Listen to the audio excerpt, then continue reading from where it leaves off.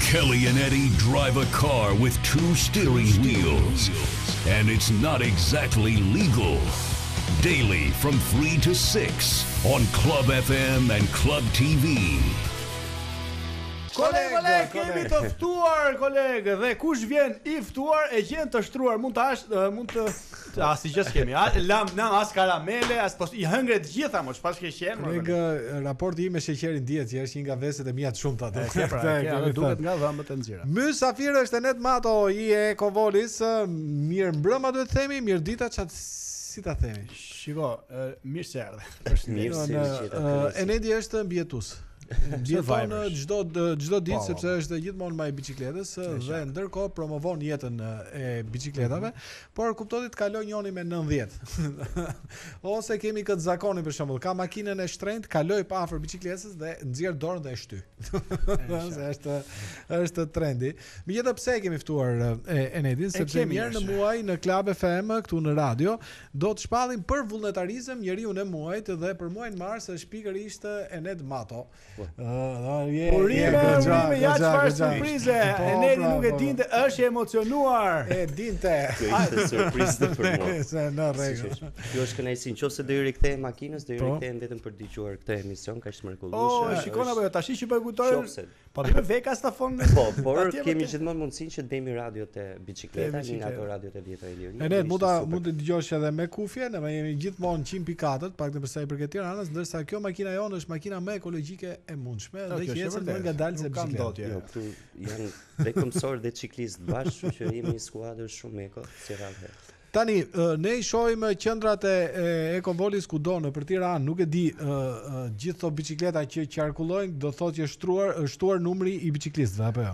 Jo domosdoshmërisht lëvizin me bicikletat e Ekovolis, por Këmbgulja fiton gjithmonë. U bë 8 vite iniciativë pro bicikletës, diku me modele që pedalojnë, diku me mësimet e bicikletës, sepse është një brez I tërë që s'ka pas mundësi të mësoj bicikletën, diku me kalamaj që I shoqërojmë nëpër trafik.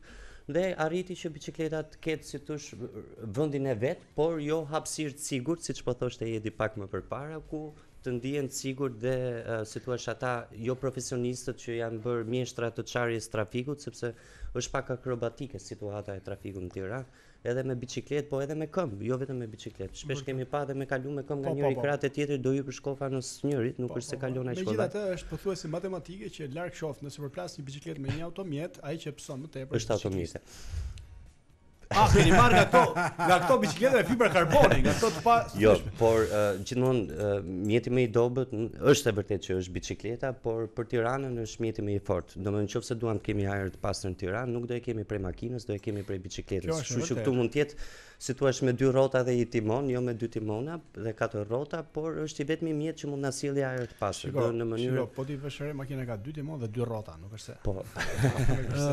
Megjithatë kolegu ka bërë një eksperiment social javën e shkuar, ka udhëtuar me bicikletë në orën në mesditë tek zona 21 dhjetorit deri tek Don Bosco dhe kur është kthyer rac tjetër. Domethënë ishte diçka mes Simpson dhe Avatar. Është vërtet që ka ca tunele të errta Tirana dhe këto 2 kryqëzimet janë kryqëzimet më të tymosura që nuk mbushesh dot me frym. Ndonjëherë mendoj edhe unë se unë merrem dhe me zhytje me polumbar, them pse s'marr dhe bombën me vete të paktën këtë segmentin ta kaloj me apnea ose me apne. Me apnea është një zgjidhje, ti zhytesh në trafik dhe del pastaj merr frym thellë. Edhe kjo është një zgjidhje, edhe kjo mund të jetë një zgjidhje, por a mund të jetë zgjidhje kjo që përdor populli vlla kinez të vendosim këto shamit? Tani po morëm popullin kinez në qiellin avash po e printon se s'po e sheh më, kështu që urojmë mos përfundojmë në ato nivele që të printojmë çik blu. Rastësisht një herë doli dielli në Pekin edhe ishte super shfaqur. Ndërkohë sa herë mbaron emisionin e dalim për të vazhduar punën tonë dhe na bie dalim këtu mbrapa çadre. Dhe aty janë disa vajza, djem, të cilët ndihmojnë të tjerët për të mësuar bicikletën, apo jo? Po ka shumë interes për të mësuar bicikletën, sepse nëse ne në atë kohë mësonim duke u rrëzuar me ato bicikletat 28 që të paktën edhe unë kështu kam mësuar një këmbë kështu, një këmbë ashtu. Tani nuk e kanë më atë kurajo atë guxim, duan pak më shumë, si thua, ka që kërkojnë me rrota ndihmëse, domethënë moshë madhe, kërkojnë që po. Dhe ka ka mosha pafund që po e mësojmë bicikletën, kjo është një mënyrë me vendos balancën sepse ti thua po e mësojmë bicikletën, edhe mua më duket sigur si një gjë si risi, sepse ne duket sikur kemi lindur me bicikletë të ditur. Pra për ne merret e mirëqen që brezi hyn e ka ditur bicikletën. Unë kam mësuar pa traumë, kam disa shenja në këmbë dhe në krah, por nuk i konsideroj shumë. Është e vërtetë që këto ditë rezistenca e çadrës po shoqërohet me mësime të mëdha të bicikletës. Ka aktivitete pafund, sepse tani është bërë një pedonale gjithë bulevardi, kështu që kjo për ata që në një farë mënyrë. Nuk ka. Jo, është jashtëzakonisht mirë, Për sa i përket vullnetarizmit, nuk është vetëm çështja e bicikletës, duhet me i gjetë një afër njerëzve të cilët janë në nevojë, se për shembull tek e fundit bicikleta është një mënyrë lëvizje, por ka njerëz që kanë hallë më të rëndësishme, siç është për shembull. Ne jemi munduar të jemi nevojë aty do të jemi mbështetës aty ku ka më shumë nevojë. Vjet filluam një nismë për strehimin me rulota të vjetër që ishin rulota jashtë përdorimit. Dhe koincidoi si thosh që vetë rulotët janë krijuar nga kultura rome dhe egjiptiane, nga ato karrocat me kuaj u mbuluan dhe u krijuan rulotët. Kështu që arritëm të nxirnim si thua nga situata emergjente, mbas disa aksidentesh një pasnjëshme, një sër familjesh nga komuniteti rom që ishin të pastre.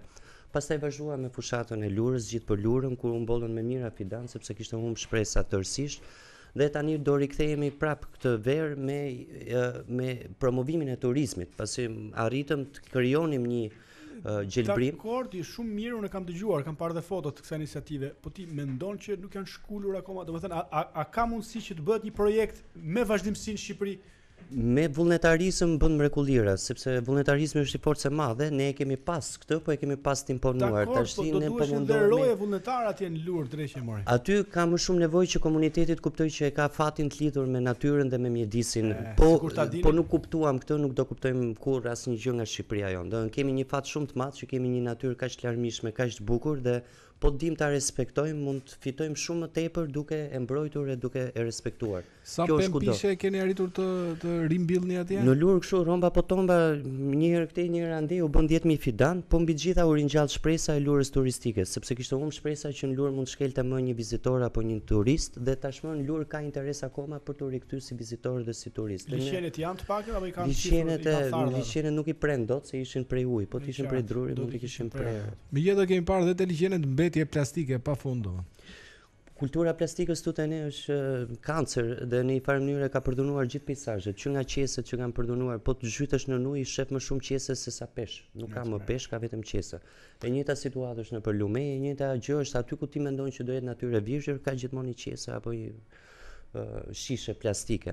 Po shisha ka një avantazh që shisha dhe riciklohet, ndërsa qesja nuk riciklohet fare. Dhe nga kjo ka lindë nisma trasta onona, që ti rikthehemi zakonit bukur trastës dikushme, që ne kemi pas ato rrjetat dhe me ato s'kishim qese dhe as nuk duheshim. Ndërsa tani kemi krijuar varësi shumë të madhe nga qeset për çdo gjë, për çdo produkt që është plastik, futet brenda një plastike tjetër dhe realisht qesja përdoret 3 minuta, mas 3 minutash ti e hedh, nuk të duhet më dhe do 500 vite që të degradoj. Kolegë Arova, do të them, të kam bërë 2 trasta dhurat, me që edhe në moshën e pensionit është më se... Ja, kjo është problemi, që ti e lidh këtë me pension. Jo, kolegu, domethënë ideja është që ti kudo që shkosh do mbash trastën me vete, sepse unë bëj çdo ditë pazar dhe se kam për trasta onona, o koleg. Trasta onona me gjithë vëndë, por duke nisur nga dita e nesërme. Më mërzit nona, qofse trasta onona, po nona qash? Po ti e nona mi non, nuk i the apo jo. Megjithatë duke nisur nga dita e nesërme në Tiranë, të gjitha qeset do kenë një kosto simbolike apo jo, dhe ka shumë gjasa që ti e di se sa konsumonim ne qese plastike në muaj? Si numër, si copë? Si qytet. Si qytet. Si pesh. 100 milion. Bravo, 700 ton. E gjeta? Diçka e përhapur se jemi konsumator shumë të këqij të plastikës dhe qeses, por realisht po të përdorësh trastën mund të eliminosh diku te 500 qese në vit, një person. Një person 500 qese në vit. Për një familje i thon dhe më shumë. Dhe realisht trajsja man 3 fishin e qeses, qofse qesja me zima 2 gjëra, trajsja i man gjitha bashkë. Po për të ndar njëra nga tjetra, do më kuptimin për shembull domatet, specat. Me një trajs nona, një trajs baba. Jo, ashtu duan 40 se janë 40 artikuj për të marrë. Si e kisha hallën si doja ti ndajem? Shiko, o koleg, unë jam su paguj taksa. Po e paguj dhe këtë. Në rregull, ja, gjithmonë. Megjithatë diçka ka ndodhur. Momenti që ajo paguhet nuk është se për çdo produkt do të japin një qesë vetet. Ke vënë nga njëherë që në supermarket shitset të lucin. Në më merret një qesë, Është një nga gjërat që ta japin më me dashuri është qesja, nuk kursejnë kur ke nevojë të japin edhe 3 për një produkt. Kështu që kjo do ndryshoj diçka në kulturën e përdorimit të qesës dhe si gjithë vendet e tjera ne kemi parë ka një kosto mjedisore, ka një kosto për faktin që do 500 vite degradoj dhe është problem shumë i madh. Domethënë të gjitha kafshët e marrin për ushqim dhe ka miliona gjallësa që ngordhin vit për vit nga qesët plastike. Mendohet që mund të futet plastika në ADN-n e njeriu. Kam ngrënë dje një levrek të egër, vinte si era gom, por nuk e di pse domethënë. Më thaj, peshkatari kemi gjetë një rip mesi dëm. Herës tjetër do të vi era non. Kuptoj. Tani tek Don Bosco po ngrihet oficina e parë e biçikletave? E vërtet. Pas 27 vitesh mendum t'i bim shkurt sa të marrim biçikletat nga Kina në Amerikë, nga Amerika në Tiranë. Shikon apo jo? Shikon apo jo? Domethënë do prodhojmë biçikleta made in Albania. Si pjesët nga andej vinë, Pjesët do vinë nga andej si fillim për tu asembluar, deri tani kemi arritë të bëjmë trupin, timonin dhe shalën. Dhe shalën është shqiptare, po e bëjnë këpucar shqiptar, timoni, jemi bërë bashkë një skuadra e Kovolis me studentët e formimit profesional. Do me thënë Tirana ka dhe shumë shkolla që mësojnë zanate. Një nga zanatet është saldimi, kemi marrë studentet më të mirë të formimit profesional, kurset e saldimit dhe po saldojmë biçikleta shqiptare. Kam përshtypjen që fillimisht kosto dalin më të larta se ta blesh. Ka dalë rënd, ka dalë pak e rënd ka dalë më shumë, është shumë e fortë, është e bukur, por është pak e rënd. Do lehtësohet rrugës, siç që. Normalisht. Të kujtohet biçikleta Mifa? Ç'është kujtohet? Atëherë kur kishin biçikletë Mifa me kondra, mban mend që frenat ishin me kondra, nuk ishin me për palestër. Merë, edhe po ta ngjisë një Mifa deri në 4 tona, jo. Pra. E ne të falenderojmë shumë për praninë në studio, urime për çmimin $1 milion, siç është pak a shumë është si çmimi Nobel. Po, për mua. Për momentin nuk i kemi. Megjithatë nuk dihet do ta pranoj apo jo, si puna e Bob Dylan. Gjithsesi, askujt nuk ja pret mendja që në këtë moment do të transmetojmë nga Shakira dhe Carlo Vives këngën La Bicicleta. Edhe është koincidencë. Komplet koincidencë. Nice.